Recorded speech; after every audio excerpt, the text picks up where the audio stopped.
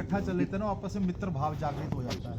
आज से पहले मैं आप में से कुछ लोगों को जानता था, कुछ को नहीं जानता था, किसी को जानता था नहीं जानता था, परंतु हम जब 5 कदम 10 कदम इकट्ठे चले, हमने एक दूसरे का नाम पूछा, एक दूसरे का निवास पूछा, तो हम हमारे मित्रता भाव जाग गया। तो इसी प्रकार आप में मित्र भाव जाग गया।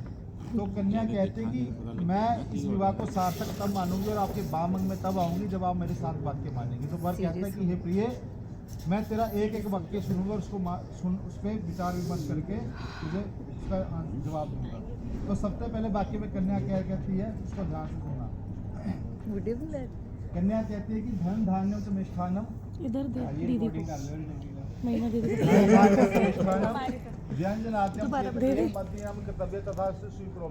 कहती है आज हमारा यहाँ पे विवाह संपन्न हो गया। कुछ समय के पश्चात मेरे माता पिता मेरी यहाँ से विदाई कर देंगे, उसके पश्चात मैं आपके घर चली जाऊंगी।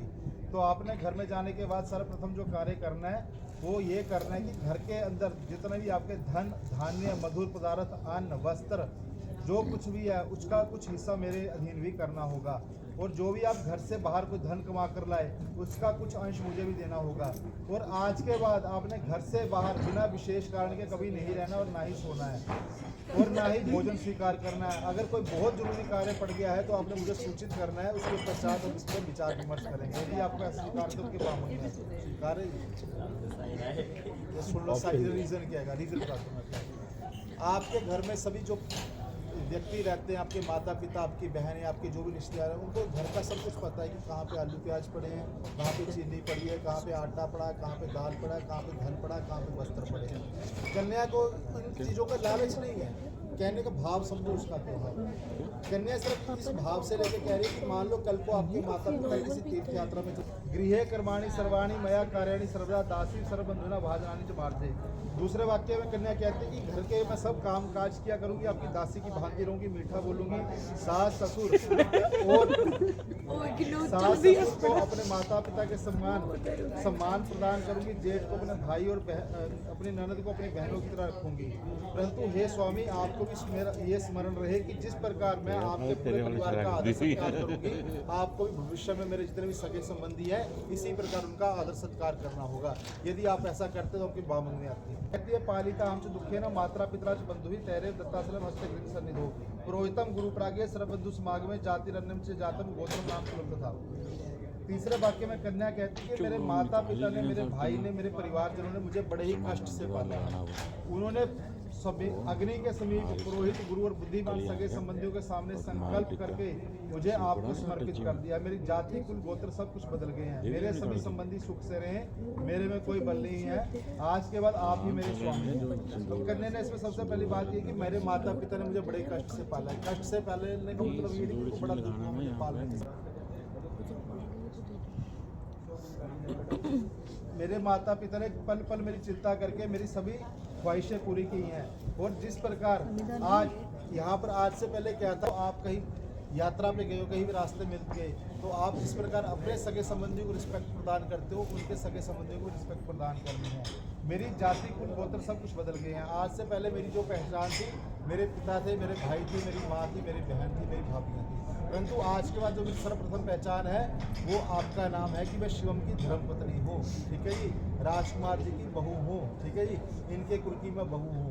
तो आज के बाद मुझे कोई भी वस्तु की जरूरत पड़ेगी, कुछ भी जरूरत पड़ेगी, सबसे पहले मैं आपसे मांगूंगी, और आप ही मेरे स्वामी हैं और आपको जीवन भर मेरा पालन करना होगा। यदि आप ये पालन करने के लिए तैयार है तो आपके बामंग में आते हैं।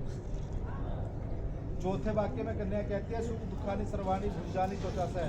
चौथे वाक्य में कन्या कहती है कि मैं सब दुख सुख आपके साथ सहन करूंगी, आपके क्रोध में आने पर भी मधुर वचन बोलूंगी, और आपके सुख के लिए भविष्य में भगवती गौरी और करवा चौथ का व्रत भी किया करूंगी। परंतु हे स्वामी, आपसे भी मैं जो उचित वस्तु मांगू वो आपको मुझे ला के देनी होगी और आपका भविष्य में मेरा पालन करना होगा। यदि आपको स्वीकार तो बामंग।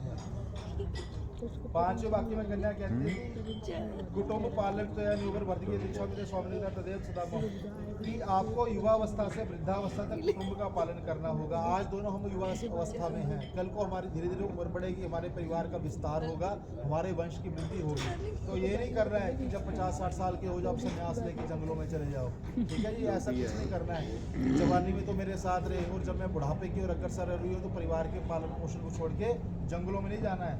जिंदगी भर हमारा पालन करना होगा। और जो वस्तु मैं आपसे उचित मांगूँ और वो आप मुझे ला कर देंगे और मेरे बार बार मांगने में क्रुद्ध नहीं होंगे। मेरी यही आपसे प्रार्थना है, यदि आपको इस स्वीकार तो की पाबंदी। छठे वाक्य में कन्या कहती स्वामी भक्तो दास्तम पिता जलपात्रम कंगना दत्ता प्रेम पूर्वकम। छठे वाक्य में कन्या कहती बड़े ध्यान से सुनना कि हे स्वामी, मेरे संपूर्ण संबंधी जो चंडीगढ़ में है और चंडीगढ़ से बाहर हैं, वो आज से आपके दास बन गए हैं। उन्होंने प्रेम पूर्वक जल पात्र द्वारा कंगन बांधकर मुझे आपको समर्पित कर दिया है। कभी ये नहीं, कभी आपने मजाक में भी नहीं कहनी बात कि तेरे सगे संबंधियों ने या तेरे माता पिता ने, तेरे भाई भाभी ने मुझे क्या दे दिया है। अब उस परिवार का सोचो जिनके घर में आज से 25-26 साल पहले एक छोटी सी कन्या ने जन्म लिया था, ठीक है जी। उन्होंने उस बच्चे का पालन पोषण कितने लाड़ प्यार से किया, अच्छी शिक्षा दी, अच्छे संस्कार दिए। जिन्होंने 25-26 साल एक कन्या को अपने घर में पालने के बाद उसको इतना योग्य बनाकर आपको समर्पित कर दिया, वो उससे ज़्यादा नहीं की क्या समर्था रख सकते हैं, ठीक है जी। तो कभी भी ये बात मजाक में भी नहीं कहनी है। एक साथ रहने से प्राय झगड़ा भी हो जाता है। और मैंने पहले भी कहा है कि मैं आपकी दासी हूँ और आप मेरे स्वामी हो, ठीक है। तो स्वामी का धर्म क्या बनता है, अगर कोई दास गलती भी कर दे तो उसको बड़े प्यार से समझाना है कि आपने ये गलती की है, आप इस पर सुधार कीजिए। और कभी भी इनसे कोई अनजाने में गलती हो जाए तो 4 लोगों के बीच में नहीं समझाना है, कमरे में ले जाकर उसको आराम से समझाओ, ठीक है जी। उनको भी अच्छा लगेगा और आप दोनों का मान सम्मान समाज में बना रहेगा। तो सेवक के अपराध को स्वामी यथासंभव क्षमा करता है। यदि आपको ये स्वीकार है तो आपके बावन में आता है। ये आखिरी शर्त है, 7वीं शर्त और 7वां वाक्य है, ध्यान से सुनना। कन्या कहती कि होमे यज्ञ विवाहे च कन्यादाने मध्यवर्ती अंशुति मादाय भक्ता मामा सत्ता कि हे प्रिय, आज हम दोनों का विवाह हो गया है। आज आप घर के बाहर कोई यज्ञ करते हो, हवन करते हो, कन्यादान करते हो, कोई व्रत का उद्यापन करते हो, कोई भंडारा लगाते हो, कुछ भी पुण्य का कार्य करोगे तो मैं घर बैठे भी आधा पुण्य का भाग ग्रहण कर लिया करूँगी। परंतु आप जो पाप करोगे उन पापों को मैं ग्रहण नहीं करूँगी, परंतु मेरे द्वारा किए गए पापों का आधा भाग